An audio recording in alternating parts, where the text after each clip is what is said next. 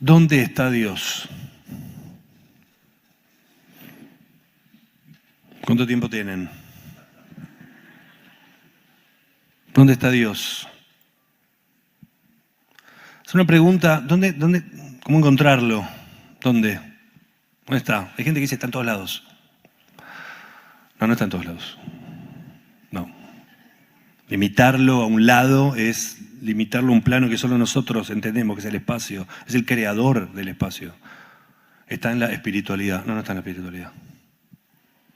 También sería limitarlo a un plano que nosotros solo comprendemos. Es el creador de la espiritualidad. Es otra cosa. ¿Dónde está Dios? Entonces, es una pregunta que uno se la suele hacer quizá a veces en algún momento de inspiración filosófica, pero especialmente uno se hace esa pregunta cuando está atravesando una crisis, un dolor, una pérdida, algo inentendible, cuando querés explicaciones, cuando tenés ese sinfín de preguntas y de porqués en la que sabés que nadie te va a dar una respuesta que cierre. Incluso aquel que está convencido de que Dios no existe.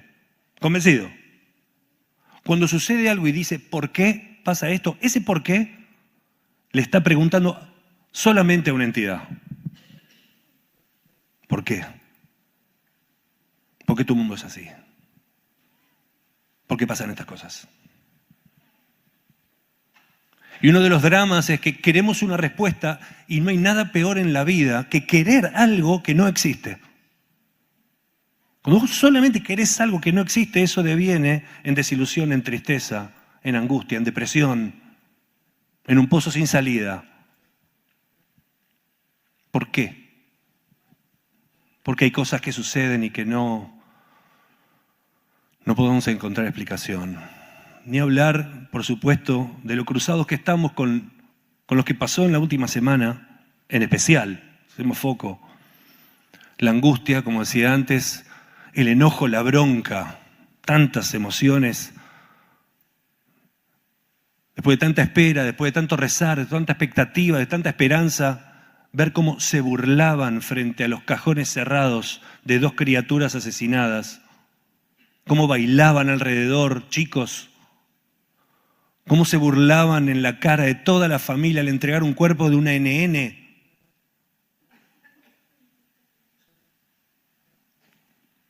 ¿Por qué? A mucho de eso sí tengo una respuesta. Porque de ninguna manera voy a quitarle la responsabilidad al sadismo, a la locura, a la criminalidad, a la delincuencia y al horror del fanatismo yihadista islámico. Eso no se le puede quitar responsabilidad preguntándole a Dios dónde estuvo. La responsabilidad es de los criminales fanáticos asesinos que hicieron ese desastre. Ahí está el origen de un porqué. Yo me refiero a otro porqué. Es así todo, sabiendo que la culpa y la responsabilidad tienen un solo lugar y no el cielo. La pregunta es, ¿cómo puede pasar estas cosas? ¿Por qué? ¿De qué se trata este mundo? ¿Qué hago?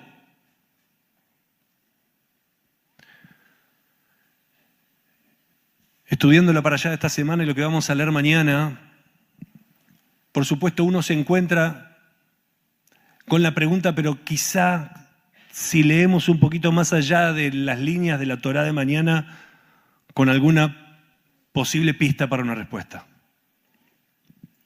Mañana nos van a decir que tenemos que construir un Mishkan. El pueblo de Israel está en el desierto, acaba de recibir la Torá en el Sinaí, entiende o cree que Dios está ahí en la cima del monte y entonces le dicen, no, vas a construir un Mishkan, un santuario, un tabernáculo y te vas a llevar el Sinaí con vos a lo largo del camino. Es la construcción del primer templo, el primer santuario, el primer Mishkan del pueblo judío, un templo móvil. Y están especificados cada una de las acciones que había que hacer para construir ese templo. Todos los materiales que se necesitaban, cada medida exacta que se necesitaba. La construcción del candelabro, de la menorá, de una mesa especial, de un altar especial y de un kior y un lugar especial para lavarse las manos y otro santuario, todos los materiales que se necesitaban, la plata, el oro, este tipo de telar, este tipo de tela, todo está especificado al milímetro. Hay un detalle que quiero compartir con ustedes y es en la construcción del arca, dentro por supuesto el elemento más importante era el arca donde estaban las tablas de la ley, las 2 tablas con los 10 mandamientos, el arca sagrada. El arca tenía que estar construida de madera, dice el texto, pero no de cualquier manera. Esa madera después iba a ser recubierta por oro, pero tenía que estar recubierta de madera, pero el texto dice qué madera tiene que ser. No es cualquier madera. Dice que tiene que estar hecha de atzei shittim. Atzei shittim son árboles de acacia. Y uno puede decir, bueno, árboles de acacia, qué sé yo, madera. Pero la acacia es un árbol muy especial. La acacia es un árbol que tiene una madera dura, difícil, resistente, llena de nudos, entreverada, enroscada, casi imposible de tallar. De esa manera, de esa madera tenés que hacer el Mishkan. Y cuando uno lee entre líneas, uno comienza a entender no solamente de qué estaba llamado a hacerse el Mishkan, sino de qué está hecho el mundo. El mundo está hecho de maderas de acacia, lleno de nudos, tenso, entreverado, retorcido, difícil. Pero ¿saben a qué estamos llamados? A alisarlo, a trabajarlo y a construir un santuario con él. Miren, con una madera de acacia uno puede hacer varias cosas. Uno puede quedarse pensando y preguntando, ¿por qué tiene nudos? ¿Por qué? ¿Por qué el nudo? Y nadie te lo va a responder. Como el mundo, ¿por qué es así? ¿Por qué? ¿Por qué los nudos del mundo, de la vida? Te puedes quedar pensando y preguntando, nadie te lo va a responder. Otra cosa que puedes hacer es agarrar el nudo y hacerlo más difícil, tensarlo más. Hacerlo más entreverado el mundo y la vida. Y otra cosa es agarrar esa dificultad y transformarla en un Mishkan, en un santuario. Pasa con el conflicto que estamos viviendo, de un lado o del otro, como sea. Para el pueblo judío, para Israel, estamos viviendo un mundo y asistimos a un mundo lleno de nudos, entreverado, inexplicable. La palabra shittim, acacia viene de la palabra shtut, que es tontería, cosas sin sentido. La no explicación a tantas cosas, el antisemitismo, el personas con criterio, con cabeza, educadas, a las que hay que explicarle la diferencia entre lo que está bien y lo que está mal, lleno de nudos. Pero nosotros estamos llamados a construir un Mishkan, incluso en la dificultad. ¿Y saben qué? Para el mundo árabe,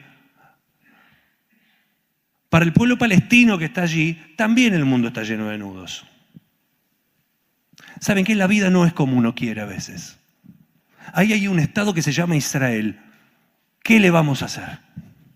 Los judíos decidieron construir en su país histórico su tierra soberana. El mundo no es como esperás. No es como esperás. Quizás vos tenías otra idea de cómo era el mundo. Bueno, no es. Y encima quieren poner ahí una democracia. Una democracia que crezca, que sea plural. No les interesa fundar otra nación yihadista en donde la ley sea la sharia. El mundo no es como querés. ¿Qué vas a hacer con eso? El tema no es preguntarte de qué madera es el mundo, sino de qué madera estás hecho vos. ¿Qué vas a hacer con el árbol que tenés enfrente? ¿Lo vas a transformar en algo para destruir el mundo o lo vas a transformar en un Mishkan? El texto dice dónde está Dios. El texto dice, Ve'asuli mikdash, ustedes construyanme ese santuario, Ve'shahanti betoham, y yo voy a residir en ellos. Es muy extraño cómo está escrito. Tendría que haber dicho, ustedes construyan el santuario y yo voy a residir ahí, en él, Betohó, pero no dice que va a residir en el santuario. Dice que va a residir Betoham, en ellos. Es raro cómo está escrito. ¿Por qué? Porque Dios no está en ningún lugar. No está en una caja. No está en ese templito. No está en ningún templo. Bueno, mi hija dice, no está en ningún templo. No está en ningún lugar en donde pensamos o creemos que puede estar. Está en ellos. ¿Qué en ellos? ¿En dónde está? El Kadosh Baruj Hu está en la mente, en el corazón, en el alma y en las manos de aquellos que se saben arquitectos y constructores, con tablas llenas de nudos de un santuario. No en el santuario, no en la madera, ni siquiera en el nudo. El mundo está hecho de maderas de acacia. La pregunta es: ¿de qué madera estás hecha vos? ¿Dónde está Dios? Nos conoce tanto que está convencido de qué tipo de personas vamos a ser y qué vamos a hacer con los nudos de nuestra vida. Si nos vamos a ir a algún ismo extremista para seguir destruyendo el mundo y la vida, o si realmente vamos a dedicarnos a ser arquitectos de un mundo que sea un santuario. Amigos queridos, amigos todos, a veces no solamente el mundo está lleno de nudos y retorcido, a veces son nuestros vínculos, a veces son nuestras relaciones que están llenas de nudos, nuestros vínculos con nuestros hijos o con nuestras parejas. A veces lo que está retorcido y lleno de nudos es el lugar al que queremos llegar. A veces lo que está lleno de nudos es el alma. ¿Saben qué? Recuerden que la elección es absolutamente de cada uno. Estamos llamados a qué vamos a hacer con cada uno de esos nudos. Si vamos a seguir estirando y tirando hasta que se rompa el árbol. Si nos vamos a quedar preguntando por qué el nudo. O si al fin vamos a entender que ese árbol está ahí, por más tenso que sea, para que hagamos de nuestro vínculo, de nuestro ideal o de nuestro amor un santuario. Shabbat Shalom a todos. Nos ponemos de pie.